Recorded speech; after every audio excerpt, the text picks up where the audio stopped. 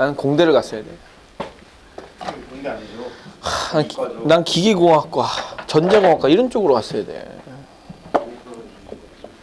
난 너무 이 기계만이 너무 좋아요. 너무 재밌어요. 옛날부터 그랬는데 내가 왜 그걸 선택을 했냐면 우연히 고등학교 2학년 때인가요? 그 모의고사를 봤는데 생물을 만점을 받은 거야. 그래서 야 전국 1등인 거야. 만점이니까 당연히 전국 1등이죠. 그래서 야 나 생물 전국 1등이야 이러면서 나 생물에 취미가 있다. 그래서 이제 생명과학과를 갔는데 헛짓이었어요. 하면 안 되는 거였어. 예? 하면 뭐 현미경 배우고 이제 현미경 그 나오는 이런 그림 그리고 절대로 이제 현미경에 나오는 그 피사체는 절대로 선으로 이루어진 개체가 아니기 때문에 그림도 선으로 그리시면 안 돼요. 점을 찍어서. 점묘법 그렇죠. 점묘법 아주 중요한 방법이에요. 그래서 현미경에 있는 피사체는 무조건 점묘법으로 그리고 그 다음에 예 이러고 있다니까 대학교 가가지고 이게 기본부터 배워야 된다 그래가지고 쫙 그립니다. 대신 저 샬레는 선으로 그리셔도 돼요. 그 안에 그 보는 그 있잖아요. 거기 안에 있는 거는 이제 명암 처리와 이런 것들은 예, 그림을 통해서 그리고 그다음에 이제 또 이제 대학교 가서 하는 좀 쇼킹했던 일 중에 하나는 이제 쥐를 잡아야 돼요. 쥐를 해부를 해야 되거든요. 쥐를 해부해야 되는데 죽은 쥐를 해부하지 않아요. 산 쥐를 해부합니다.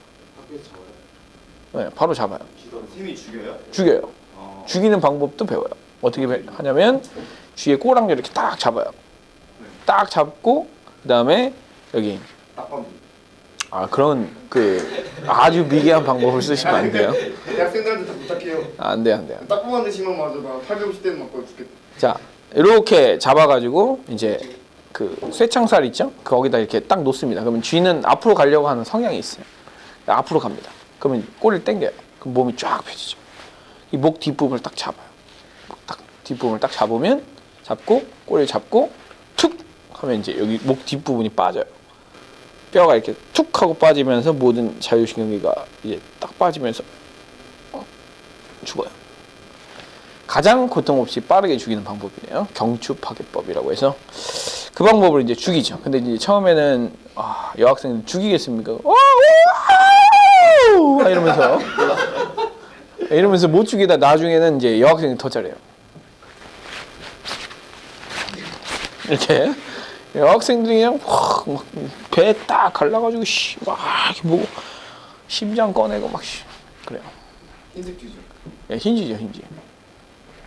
그래서 이제 그런 일들을 하기 때문에 사실 이제 참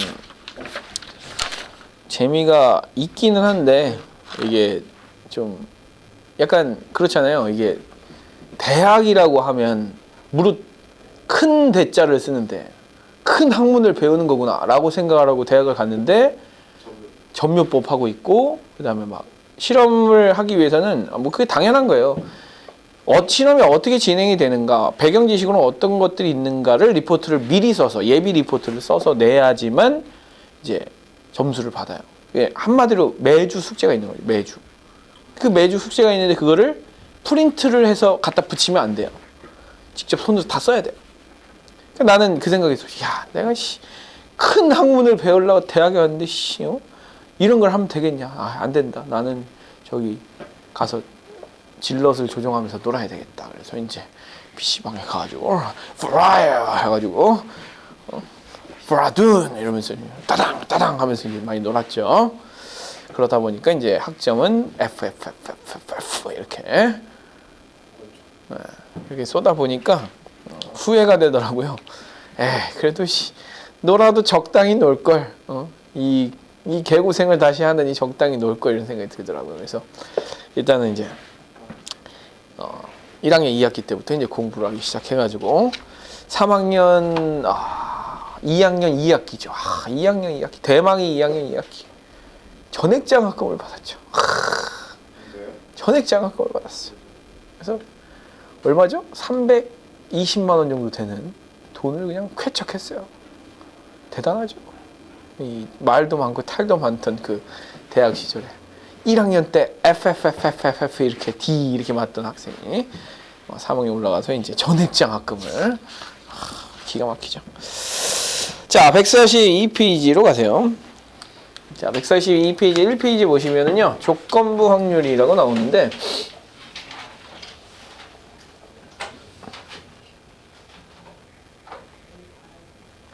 자, 이 조건부 확률을 통해서 우리가 계산하고자 하는 것은 확률의 곱셈 정리예요. 즉, 어떤 사건과 어떤 사건이 동시에 일어나는 그 사건을 확률의 곱셈만으로 계산을 하고자 하는 것이 이 조건부 확률의 목표인데요. 일단 이 조건부 확률의 기본적인 뜻, 조건부 확률의 정의를 먼저 좀 살펴볼 건데요. 자, 조건부 확률은 기본적으로 정의를 어떻게 이제 쓰냐면 P, A, 뭐 언더라고 읽기도 하고 바라고 그냥 읽어요. 일반적으로. 그래서 A 바 B라고 쓰는 거고요. 자, 이 A 바 B는 두 가지로 이제 생각할 수 있는데, 첫 번째는 뭐냐면 B가 일어났다는 가정하에 A가 일어났다라는 뜻이에요. 다시 한번. 자, 조건부 확률의 뜻은 뭐냐면 B가 일어났다라고 하는 났다는 가정하에 A가 일어날 확률이에요.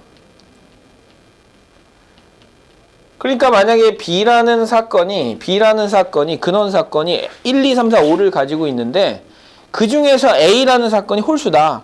그러면 1, 2, 3이지 않습니까? 1, 3, 5지 않습니까? 그래서 5개 중에 몇 개가 일어났다고? 3개가 일어났다고 가정할 수 있으니까 5개 중에 3개가 일어났구나. 그 확률을 조건부 확률이라고 얘기를 하는 거죠. 그래서 자, 이 B가 일어났다는 가정하에 A가 일어날 확률이 정확한 정의가 필요하니까 일단 B에 들어가 있는 모든 근원 사건의 개수 분의,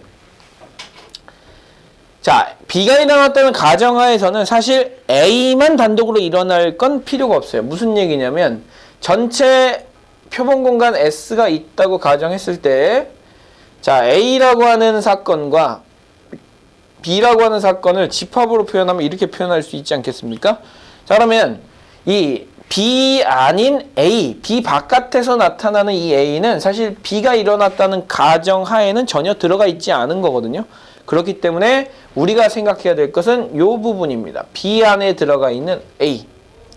B 안에 A. 그래서 자, 이렇게 생각하시면 되겠죠. A와 B의 교집합을 이렇게 올려놓으면, 자, 우리는 그걸 뭐라고 얘기한다? PA 바 B라고 얘기를 한다라는 거예요. 그래서 마치 이렇게 생각하는 거죠. 전체 공간이 S였었는데 전체 공간이 누구로 축소가 된 거냐면 B로 전체 공간을 축소를 시켜놓고, 자, 그리고 나서 그 전체 공간 안에 들어가 있는 누구만 A만 갖다가 생각을 하겠다라는 것이 이제 기본적으로 조건 확률의 정의입니다. 즉, 전체 공간을, 표본 공간을 축소를 시켜주는 게 가장 핵심적인 이야기예요. 자, 이제 이게 가장 기본적인 이야기고요. 자, 그러면 이제 우리는 이렇게 써 놓은 것을 여러분들이 이렇게 잘 연습을 좀 해주실 수 있어야 되는 거예요. 자, 그래서 자, 기본적으로 이제 거기 보여지는, 자, 일단 집합의 연산 법칙은 그대로 쓰셔야 하고요. 자, 집합의 연산 법칙을 그대로 쓴 상황에서 1번을 먼저 보도록 합니다. 자, 1번을 보시면 두 사건 A, B에 대해서 PA, 잠깐 이걸 안 했군요. 자, 전체 공간을 근원 사건을 축소를 시켰는데 우리가 항상 개수로만 생각할 수가 없다 그랬죠.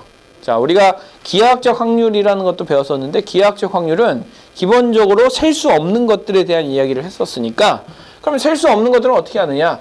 뭐 그렇게 하지 말고 이렇게 합시다. 전체를 NS로 나눠버리는 거죠. 자, NS로 나눠버리면 우리가 이거를 뭐라고 부르고? PB라고 부르고요. 그 다음에 얘는 PA 교집합 B라고 부르는 거예요. 그래서 자, 확률로 정의할 수 있다라는 게 가장 핵심이라고 보시면 될 것 같아요. 그래서 이제 1번을 보시게 되면 PA가 0.6이라고 나와 있고요. 그 다음에 PB가 0.5라고 나와 있을 때, 자, 지금 PA 합집합 B가 0.8이다라고 나와 있거든요. 자, 그러면 이제 우리는 첫 번째 하셔야 될 생각은, 자, P, B바 A를 구하라 그랬으니까 B바 A는 뭐가 되겠느냐? 약속대로 PA분의, 자, 밑에 전체 공간을 축소를 시켜 놓고요. 그 다음에, 자, 뭐라고 씁니까? PA 교집합 B를 갖다 올리시면 됩니다. 두 개의 교집합을 갖다 여기 올리시면 되는 거예요. 자, 그러면 이제 PA가 얼마냐면 0.6이죠. 그 다음에 PA 교집합 B를 구해야 되는데 여기는 누구만 있냐면 합집합밖에 없어요. 그런데 합집합은 어떻게 계산한다? PA 더하기 PB 빼기 PA 교집합 B니까, 자, 앞에서 배웠던 확률의 덧셈 정리를 이용해서 계산할 수 있다. 0.6이고 0.5니까 넘기고 넘기면 얼마가 되겠습니까? 0.3이 되겠죠. 이놈은. 자, 그래서 우리가 계산해야 될 이 조건부 확률은 얼마가 된다? 2분의 1이 된다라고 대답을 해주시면 돼요. 자, 간단한 이야기고요. 아까 전에 얘기했지만 선생님이 집합의 연산법칙 그대로 사용 가능하다. 그러니까 벤 다이어그램 그리시던지 아니면 자, 이런 연산법칙 사용하셔가지고 합집합에 대한 성질들 이런 것들을 전부 다 활용할 수 있으니까 1번, 2번, 3번은 전부 다 풀 수 있을 것 같고요. 자, 선생님이 이런 얘기를 했잖아요. 이 개수를 이용해서도 뭐가 가능하냐면 이 PA와 B를 정의할 수 있기 때문에 실제로는 확률로 나타나져 있을 때는 확률로 계산하시면 되고요. 개수로 나타나져 있을 때는 개수를 계산하시면 됩니다. 그래서 뭐 대표적인 예가 이렇게 쓸 수 있을 것 같아요. 개수로 주어지는 경우인데, 자, 안경을 쓴 사람과 안경제비와 안경 안제비, 그 다음에 남자와 여자, 자, 10명, 20명, 30명, 40명 이렇게 되어 있다고 칩시다. 자, 그러면 이제 우리는 뭘 구하고 싶으냐면요. 남자 중에서 안경 쓴 사람의 비율을 찾고 싶은 거예요. 자, 남자라는 사건이 일어났다는 가정하에 안경 쓴 사람을 찾고 싶으면 우리는 뭐를 하면 된다 그랬죠? N남분의 뭐라고 쓰시면 돼요? 안교남 이렇게 쓰시면 되겠죠? 자, 이렇게 이제 쓰시면 되는 거라서, 자, 남자가 몇 명입니까? 지금 30명이거든요. 그래서 우리는 개수가 주어져 있을 때는 30명 분의, 자, 안교남은 얘죠. 얘를 안교남이라고 부르니까 얼마다? 10이다라고 쓰시면 되고, 이걸 풀면서 여러분들은 어떤 생각이 드시면 되는 거냐면, 아, 졸라 쉽다. 이런 생각이 드시면 돼요. 졸라 쉽다. 자, 그래서 5번 문제 같은 경우를 이제 우리가 한번 해보자 하는 거죠. 자, 참가 회원 중에서 임의로 선택한 한 명의 회원이 여성이었을 때라고 했으니까 여성 몇 명입니까? 15명. 그 중에서 마라톤을 완주하였을 확률 9명. 그래서 15분의 9. 그래서 5분의 3. 아, 쉽다. 이렇게 이제 이해를 하시면 된다는 거죠. 자, 이게 이제 가장 기본적인 조건부 확률에 대한 이야기이고요. 자, 두 번째는 이제 이 조건부 확률을 정의를 한 다음에 상당히 좀 어려운 문제가 나와요. 무슨 얘기냐면 확률의 곱셈 정리라고 하는 것이 나오게 되는데, 이 확률의 곱셈 정리까지만 좀 합시다. 자, 두 번째는 확률의 곱셈 정리.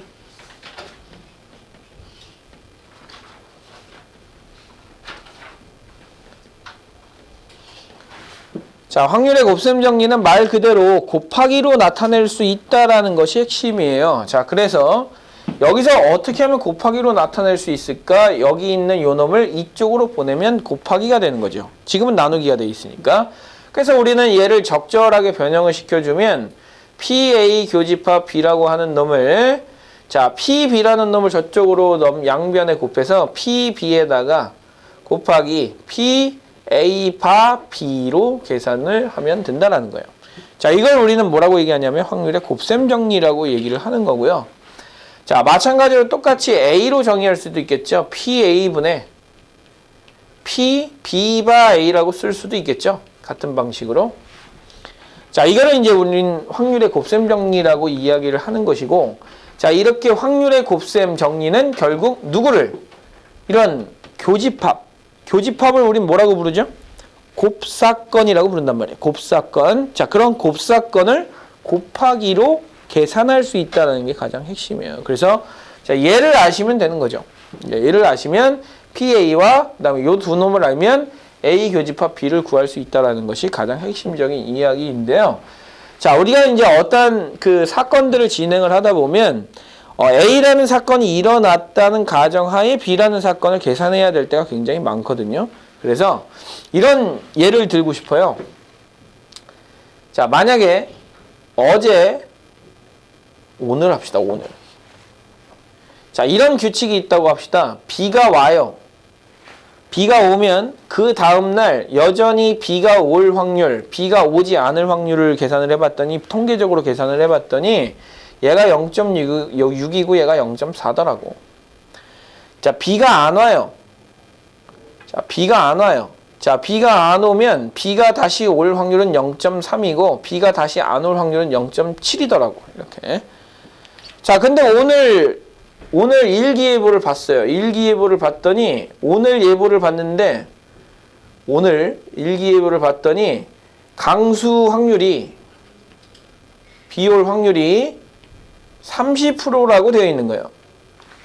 자, 강수 확률이 30%라고 되어 있을 때, 자, 그러면 우리가 이제 구하고자 하는 게 뭐냐면 내일 비 올 확률을 한번 계산해 보는 거예요. 비 올 확률. 자, 우리가 구하고자 하는 건 내일 비가 올 확률을 계산해 보고자 하는 건데, 문제는 뭐냐면, 자, 내일 비가 올 확률은 오늘 비가 안 오고 내일 비가 올 수도 있죠. 그 다음에 오늘 비가 오고 내일 비가 올 수도 있죠. 자, 두 개가 동시에 일어나는 그 경우를 우리는 어떻게 계산을 할 거냐. 지금 무슨 얘기냐면, 자, 오늘 비가 올 확률이 30%라고 얘기했으니까, 자, 만약에 이 오늘 비가 오는 이 사건을 A라고 하고요. 그 다음에 내일 비가 오는 사건을 B라고 합시다. 그러면 우리는 PA가 얼마다라고 얘기할 수 있냐면 0.3이다라고 얘기할 수 있겠죠. 그 다음에 PA의 여집합은 뭐다? 0.7이다. 비가 오지 않는 건 0.7이다라고 얘기할 수 있겠죠. 자, 그래 놓고 이제 이렇게 생각하는 거예요. 비가 왔다고 가정합시다. 자, 비가 왔다고 가정하는 거예요. 비가 왔다고 가정하는 거예요. 비가 왔다고 가정했을 때 내일 비가 올 확률 얼마예요? 비가 왔다고 가정했을 때 내일 비가 올 확률 0.6, 60%예요. 그러면 얘를 쓸 때 여러분들은 뭐라고 쓰셔야 되냐 이거죠. A가 일어났다는 가정하에 B가 올 확률, B가 나타날 확률. 그래서 이거를 뭐라고 쓴다? 0.6이라고 쓰는 거죠. 그 다음에 A가 일어났다는 가정하에 B가 일어나지 않을 확률. 그래서 0.4라고 쓰는 거고요. 자, 얘도 마찬가지죠. 지금 오늘 비 안 올 확률 0.7이에요. 그러면 안 왔다는 가정하에 내일 비가 올 확률이니까 이렇게 쓰시면 되고, 걔가 뭐냐면 0.3이죠. 안 왔는데 올 확률은. 자, 그 다음에 이제 P의 B가 아닌 거, A가 오지 않았다는, 오늘 B가 오지 않았을 때 내일도 B가 오지 않을 확률은 뭐냐면 0.7이죠. 이렇게. 그러면 여러분들 이런 생각을 하셔야 된다고. 내일 비가 온다라는 것은, 오늘 비 오고 내일 비 올 수 있죠. 그죠? 오늘 비 오고 내일 비 올 수 있죠. 그러면 오늘 비 오고라는 말에서 일단 여러분들은 이런 생각을 하셔야 돼요. 오고니까 뭡니까? 고배 법칙을 이용해서, 자, 이것도 일어나야 되고 이것도 일어나야 되니까 두 개를 고배 법칙으로 연결시켜줘야 된다는 거야. 그러니까 자, 우리가 오늘 비가 오고 내일도 비가 올 확률은 뭐냐면 0.3에다 0.6을 곱하는 거예요. 그래서 일반적으로 이렇게 계산해 왔어요. 0.18이라고. 그걸 뭐라고 부르는 거야? 오늘도 비가 오고 내일도 비가 오는 거. 근데 그걸 어떻게 계산했어? PA하고 B 바 A하고 곱해서 A 교집합 B를 만들어내죠. 그죠? 그 다음에 마찬가지예요. 또 오늘 비가 올 확률, 이걸 구하고자 하는 거잖아요. 그러니까 오늘 비가 오지 않고 내일 비가 올 확률을 구해도 얘는 내일 비가 오는 거야. 그러니까 얘는 두 개를 어떻게 해요? 0.1 두 개 곱해요. 그럼 이게 마찬가지로 뭐예요? 오늘은 안 오고 내일은 오는 거니까 이렇게 이제 계산할 수 있다는 얘기죠. 이해되시죠? 자, 이거 두 개를 더해주면 내일 비가 올 확률이 계산이 된다는 얘기야. 즉, 이거 두 개를 곱할 때는, 교집합을 구할 때는 뭐 한다? 두 개를 곱해준다라는 게 가장 핵심이에요. 이해되시죠? 네, 이렇게 두 개를 곱해준다가 가장 핵심이에요. 그게 뭐라고 얘기한다? 확률의 곱셈 정리라고 이야기를 하는 것이고. 자, 그리고 이제 여러분들이 여기서 생각하셔야 될 것이 있어요. 제일 중요한 내용이에요. 요거 하나만 하고 마무리를 지을 거예요. 자, 문제는 여러분들이 한번, 자, 지금 선생님이 이렇게 풀어놓은 이 구조 있죠? 이 구조가 굉장히 중요한 구조인데 저 구조를 가지고 여러분들은 문제를 풀어 나가셔야 돼요. 자, 이런 생각을 하시는 거예요. 자, 만약에 지금 이 상황에서 이제 여러분들이 PA랑 PB를 곱했을 때 이런 0.6의 이제 확률을 계산할 수 있었는데, 자, 그림을 그려보면 이런 상황이 되는 거거든요. 전체 집합이 있고, 자, 그 다음에 A라고 하는 것을 이렇게 나눠도 괜찮겠죠. A라고 하는 것과 A의 여집합을 이렇게 나눌 수 있어요. 자, 그리고 B라고 하는 집합을 이렇게 그려도 괜찮겠죠. 뭐 여기 어딘가 들어가겠죠. A랑 겹치는 부분과 A의 여집합과 겹치는 부분이, 이런 부분이 분명히 있을 거예요. 자, 그러면 이제 여러분들은 여기 있는 이 영역을 뭐라고 이제 부를 거냐 이거야. 그래서 이 1번 영역을 뭐라고 부를 것이며 2번 영역을 뭐라고 부를 것이냐. 자, 1번 영역은 A도 일어나고 B도 동시에 일어나는 교집합 아닙니까? 그래서 이걸 뭐라고 부르냐면 A 교집합 B라고 부르는 거예요. 알겠죠? 자, A 교집합 B라고 부르는 거고, 얘는 뭐라고 부릅니까? A의 여집합의 교집합과 교집합이에요. 그럼 이거 두 개는 절대적으로 배반 사건이면서 여사건이죠? 배반 사건이죠? 자, 두 개를 더해주면 뭐가 나와요? B가 나와요. 즉 B라고 하는 이 놈을 구하기 위해서는 1번하고 2번을 더해 주셔야 되는 거고요. 확률에서도 마찬가지예요. PB를 계산하기 위해서는 어떻게 한다? 요놈 P, A 교집합 B하고 그 다음에 플러스 PA의 여집합의 교집합의 B를 더해주면 누가 나온다? PB가 나온다라는 거예요. 그래서 여러분들이 조건부 확률을 일반적으로 계산을 할 때 PA바 B를 계산을 할 거거든요. 근데 이 PA바 B는 PB분해가 돼야 되고요. 그 다음에 그 위에 PA 교집합 B를 올려요. 근데 이걸로 계산 안 해요, 일반적으로. 왜냐하면 PB를 바로 구할 수 없기 때문에 그래요. 이런 상황처럼. 내가 내일 비 올 확률을 구하고 싶은데 오늘과 연관되어 있기 때문에 PB를 바로 구할 수 없어요. 그래서 어떻게 하냐면 두 개를 구해주는 거예요. 자, 그래서 이 PB를 어떻게 나누냐면 PA 교집합 B와 그 다음에 PA 여집합 교집합 B로 나눠주는 거예요. 그 위에 PA 교집합 B를 올리는 거죠.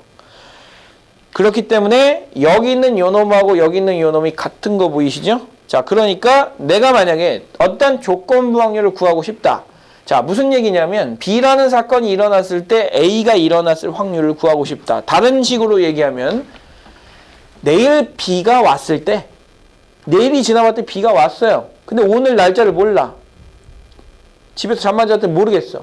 그럼 내일 B가 왔다고 가정했을 때 오늘도 B 왔을 확률을 구해라 라고 얘기를 했어요. 그럼 결국 뭘 구하라는 얘기죠? PA 바 B를 구하라는 얘기이기 때문에 PB분의 PA 교집합 B를 구하라는 이야기인데 이걸 구하기가 한 방에 구하기가 쉽지가 않잖아요. 그래서 봤더니 아, 이거구나. 그래서 두 개를 더해 준 것이 뭐구나?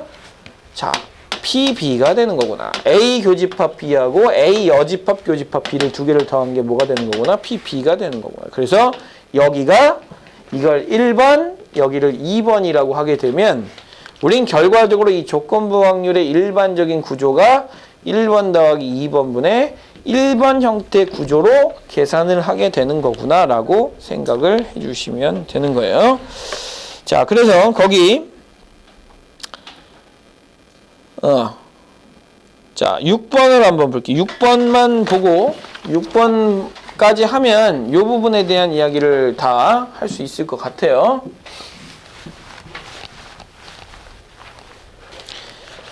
자, 6번을 볼게요. 자, 통계에 의하면 암보험에 가입한 지 5년 이내에 암이 걸릴 확률은 60세 미만이 0.02. 자, 가입했잖아요? 자, 60세 이상. 그 다음에 60세 미만. 자, 그리고 이제 이런 생각을 하셔야 돼요. 자, 여러분들이 일단 기본적으로 이거 도대체 왜 하나요? 라고 생각을 하겠지만 이 보험금을 책정을 하는 것도 확률적으로 우리가 보험회사 왜 보험회사 만들었어? 돈 벌라고. 돈을 벌어야 되거든요. 너무 많이 퍼주면 안 되잖아.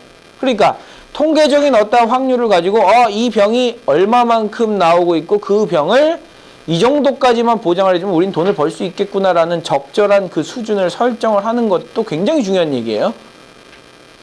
지금 현재 보험 안 들고 있는 사람이 생각보다 많이 없어요. 여러분들 나이에도 아마 있을 것 같은데 뭐 의료실비나 이런 거 다 들어있잖아요. 그러면 그 의료실비를 다 제공을 해주는 게 그러면 다 퍼주고 걔네들은 뭐 먹고 살아? 남으니까 먹고 사는 거예요. 그럼 그걸 적절하게 계산하는 사람들이 누구냐면 보험 계리사라는 사람들이에요. 계리사. 계리사는 어떤 현상에 대해서 분석을 하고 그 보험 상품을 내놓을 때 어느 정도까지 보장을 해주면 우리 회사 돈 벌 수 있겠네라는 걸 계산하는 사람들. 일반적으로 수학과 출신들이 그걸 합니다. 그러니까 여러분들이 생각지도 못한 곳에 수학이 쓰이고 있다는 것도 재미있는 얘기 아닌가요? 자, 봅시다. 자, 60세 이상은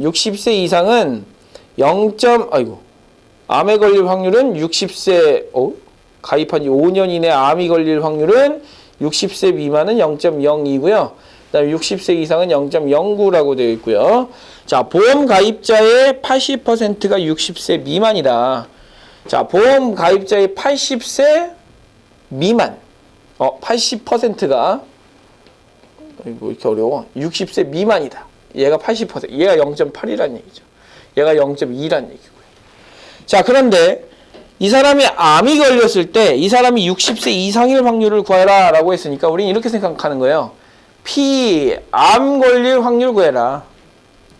아니지. 암이 걸렸을 때 라고 얘기했으니까 암이 걸렸다고 가정했을 때 그때 그 사람이 60세 이상일 확률을 구해봐라 라고 얘기를 한 거예요. 그러면 여러분들은 계산을 할 때 어떻게 합니까? P암분의 P 60세 이상 그 다음에 교집합 암을 계산을 하셔야 되는 거죠.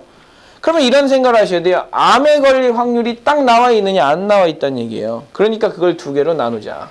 어떻게? P 60세 이상 교집합 암하고 그 다음에 더하기 P 60세 미만 교집합 암하고 두 개를 1번하고 2번이라고 놓고 자, 우리는 이제 뭘 구하고자 하는 거냐면 1번을 구하고자 하는 거죠. 그럼 1번이 어떻게 되느냐? 60세 이상은 0.2%고요. 60세 이상이라고 가정을 하면 걔는 0.09가 뭐가 되는 거야? 암이 걸릴 확률이 되는 거예요. 그러니까 얼마죠? 0.018이 되는 거겠네요. 맞죠? 이렇게. 자, 0.018이 되는 거고요. 그 다음에 60세 미만은 0.08이고 그 다음에 이렇게 되는데 문제는 뭐냐면 암에 걸린 거예요.